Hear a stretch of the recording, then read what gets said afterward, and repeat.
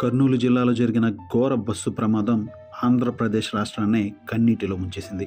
19 మంది అమాయకుల ప్రాణాలు కాలి బూడిద కావడంతో ప్రతి ఇంటిలోనూ శోకసంద్రం అలుముకుంది. మృతదేహాలు గుర్తుపట్టలేనంతగా కాలిపోవడంతో వారి బంధువులు ఆ దృశ్యాలను తట్టుకోలేక విలపించారు.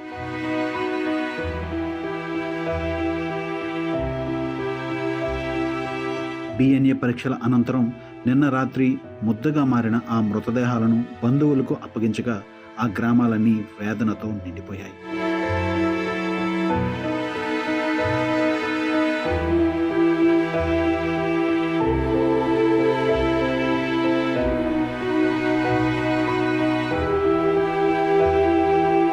నెల్లూరు జిల్లా వింజమూరు మండలం గొల్లవారిపల్లె గ్రామం పూర్తిగా విషాదంలో మునిగిపోయింది. దీపావళి పండుగను ఆనందంగా జరుపుకున్న గోళ్ల రమేష్ కుటుంబం తిరుగు ప్రయాణంలో ఊహించని ప్రమాదానికి గురై చిత్రమైపోయింది.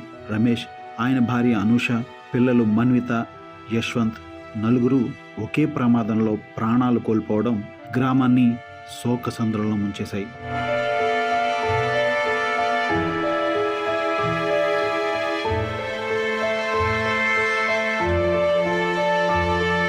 మృతదేహాలు గ్రామానికి చేరుకోగానే ప్రతి ఇంటిలోనూ రోదనలు వినిపించాయి. తల్లిదండ్రులు మాలకొండయ్య, సుశీల తమ బిడ్డల మృతదేహాలపై పడి, మా పిల్లలే కాదు, మా ఊపిరే వెళ్ళిపోయిందంటూ హృదయ విదారకంగా విలపించారు. ఆ దృశ్యాన్ని చూసిన గ్రామస్తులు, బంధువులు కన్నీటి పర్యంతమయ్యారు. శశాంక్, మన్వితల పుట్టినరోజు నాడే అంత్యక్రియలు చేయాల్సి రావడం అందరినీ కంట తడిపెట్టించింది.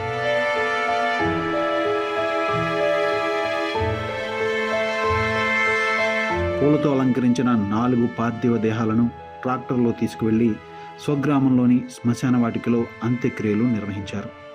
ఆ దృశ్యం చూసిన ప్రతి ఒక్కరూ కంట తడిపెట్టుకున్నారు. ఒకే కుటుంబంలో ఇలా నలుగురు ఒక్కసారిగా లేకపోవడంతో గొల్లవారిపల్లె గ్రామం విషాదంలో మునిగిపోయింది.